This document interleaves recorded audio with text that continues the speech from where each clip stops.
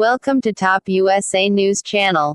Breaking news today. Russia is preparing for World War III, Putin's defense chief readying for military action. Russia is already preparing for World War III with North Korea, the head of Russia's Security Council has revealed.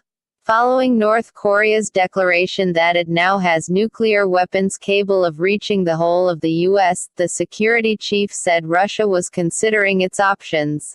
Nikolai Patrushev said Russia had been making calculations in case the war of words escalates into a real war, but advocated a diplomatic solution to the crisis. North Korea released pictures this week showing larger missiles with new rocket engines, and analysts claim this means the rogue nation is getting closer to his goal of having a nuclear warhead.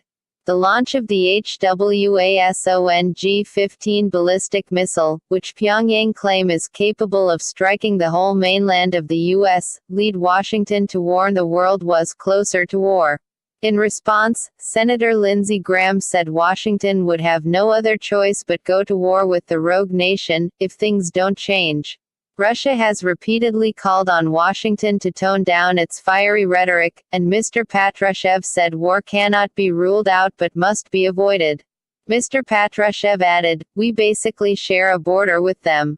That's why we are interested in a political and diplomatic solution." Speaking to Russian news agency RIA Novosti, he said, "If there is military action, and you know that certain countries do not rule it out, then a range of different problems may follow, including for us." Russia called for a double freeze, which would see Washington and its allies to halt their drills, and Pyongyang to suspend its nuclear program. Washington refused to consider the plan, which it called insulting for comparing its activity to that of North Korea. Addressing South Korea's National Assembly in November, Trump insisted that the U.S. would not be intimidated by Kim Jong-un's rhetoric and called for other countries to respond to the twisted regime's threats with a sign of military force.